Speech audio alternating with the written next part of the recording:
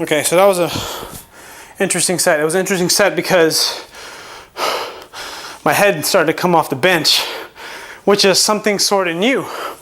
I've always really focused on keeping my head against the bench, and the reason why I do that is because, well, I feel like you keep your head neutral, right? I mean, as a personal trainer, as a coach, helping people just get in shape, you know, not really aspiring to be pro athletes or improve their performance in any like high level competitive level. You always want to keep everything neutral. You want to have good positioning with the body, all that kind of stuff. Anyways, what I noticed when I let my head come off, it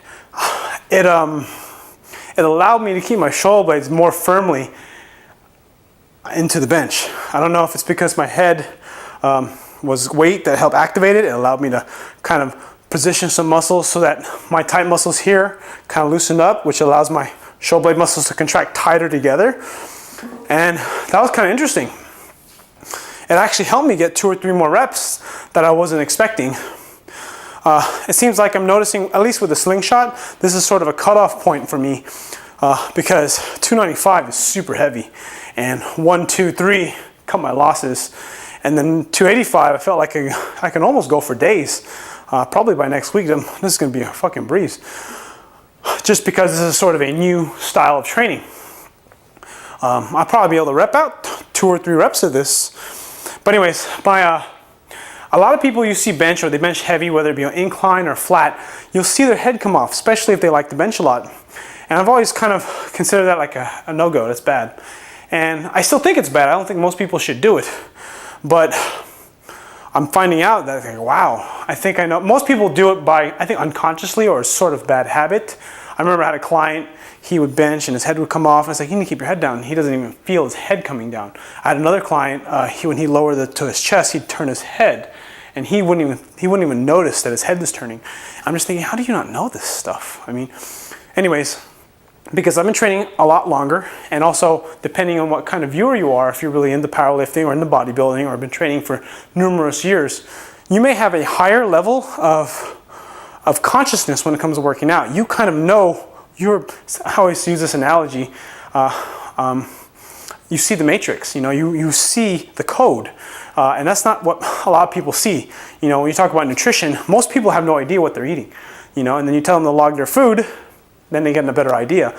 And if you've done bodybuilding, and I've never done a bodybuilding show, but if you've done bodybuilding, you track your food, you track your calories, you track your macros, you track a bunch of stuff, and you're like anal to the T.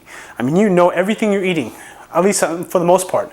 At least at some point in your bodybuilding or in some sort of time during a bodybuilder's kind of cut show, or even going up in weight, they know their macros very tight and they follow them to a T for the most part, especially, you know, professional, you know, like Jay Cutler, Ronnie Coleman, those kind of people, Phil Heath, those high level bodybuilders, they just know their macros are super dialed in, depending on what diet methodology you're following.